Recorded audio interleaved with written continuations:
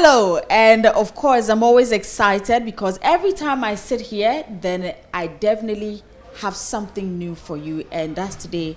I'm gonna be talking to a great man who is based in the US. He's actually a Ghanaian. He's into radio broadcasting. He's a consultant. He is he's done a lot of things. Most importantly, he's been helping a lot of musicians on the African continent. And well, today we're going to be talking everything about music, creative arts, tourism, and how best we can help a lot of Ghanaians, especially our musicians, to go out there and sell Ghana to the world. When it comes to our music, should we be scared about the kind of language we probably use for our music? Because sometimes there are perceptions that, if you're doing music, you want to penetrate through the US market. You're doing Chi, you're doing maybe Hausa, you're doing Fanti, and maybe it might not go through. So I think that's a good point. Yeah, right? Do more of English.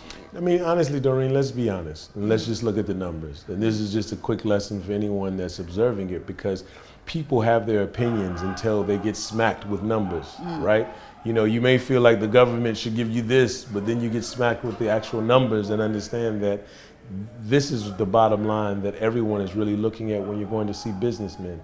For instance, we have many dialects. And any artist from anywhere on the continent, no matter what your dialect is, you will eventually either be forced to incorporate some type of English or Pidgin, which is more massively recognized, right? So that there's an understanding. People can say, I understand what I am listening to. Yeah. For those of us who, from a tribal perspective, yes, it can feed your ego. You're here, you are enthused because you hear someone representing you, and that's always where you have to begin. Yeah. However, if that person intends to really have massive success, they have to do some things to cross over. And the analogy I've used, and even in speaking on Wizkid and a lot of the Nigerian artists, even the Beatles left Britain and came to the US. It was called the British invasion. Yeah. So it's time for this African invasion, the Ghanaian invasion, to really begin properly. And if people are listening, they'll understand. You cannot really have success in the American market if you're not coachable. If you say you're going to do it your way. You can do it your way, but you shouldn't expect commercial results. You should be on the corner outside of Joy, doing it for the love and passion of just doing it. Wow. And that's just my philosophy on how you go about cultivating the success that you want to see. Wow, that's interesting. I'm really excited about this because it's practically a worry. And sometimes when you ask the musicians, they are like, some are like, okay, we are cool, but others are also now forced to do English, and maybe it might not sound too well. You might not get what you want, and it might be a worry. But per your explanation, I think we'll get to understand it more. And as time goes on, with you on board, I'm sure a lot of musicians can learn one way or the other. Any favorite musicians in Ghana, or any favorite musician in Ghana?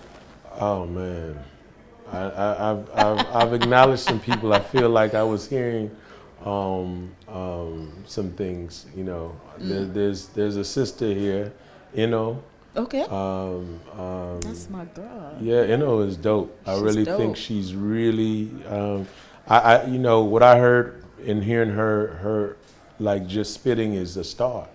She's a star. The way she gets on a track, and I think that it'll be unique to hear a woman on that level that can bridge, the African sound, the sounds that are coming from the continent, as well as hip hop. Yeah. I think part of it is a cultural thing. So sometimes you have to go and spend some time stateside so you can adjust you. Not necessarily, that doesn't mean change you, but adjust or tailor your sound so that you can make it fit, as opposed to just mimicking. Yeah. You don't have to mimic what's going on in the US. You don't have to mimic this artist or that artist, but you do have to find that middle ground that allows you to bridge things. And that's what this is about, really.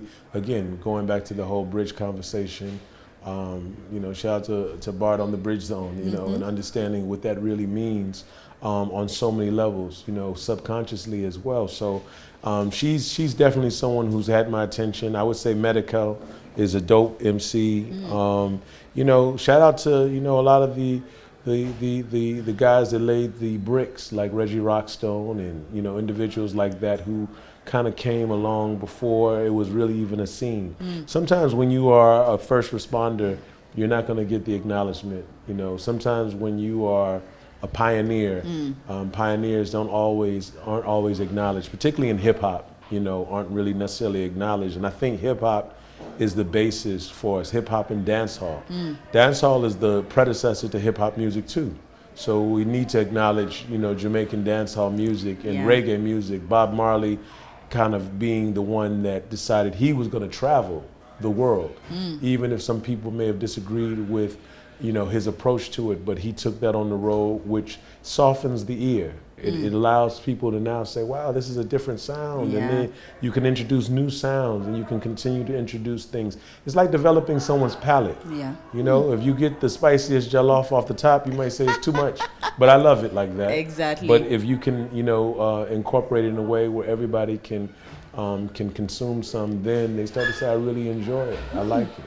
I mean, Osei, I wish I could talk more and more, but I hope we're going to be seeing you in Ghana more often. Absolutely. I mean, now that you've brought up all these things, and it looks like you'll be working with the ministry hand in hand, and of course, Bridgestone as well. Sure. We're looking forward to seeing you here more often, and we'd like you to be on radio, television stations to actually educate Ghanaians, especially our sector, music, movies, everything, because we definitely need to make it. We want to be out there. We want to be known. We want people to appreciate our culture, and it's always a pleasure to have you here in Ghana. Thank you so much. Thank you so much too. Can I say one last thing? Yes, sure. I want to mention the African Film and Arts Foundation. All right, sure. I'm one of the executive board members there, and I want to talk about film for a moment, really quickly, because I think that media is the way to change the world.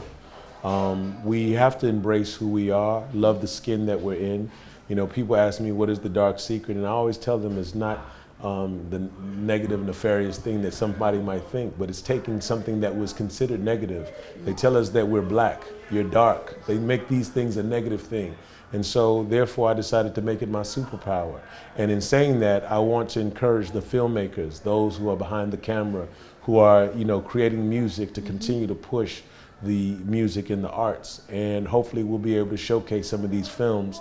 The African Film and Arts Foundation will be a part of Reggae in the Park as well. Okay. It's going to be a 3-day weekend.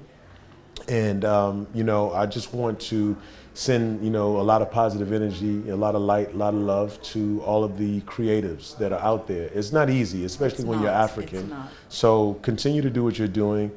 Follow me at Osei the Dark Secret. And I look forward to connecting. All right. Thank you so much, Osei. And enjoy your stay back there. And I'm sure we'll definitely connect again. Absolutely. Thank you so much. All right.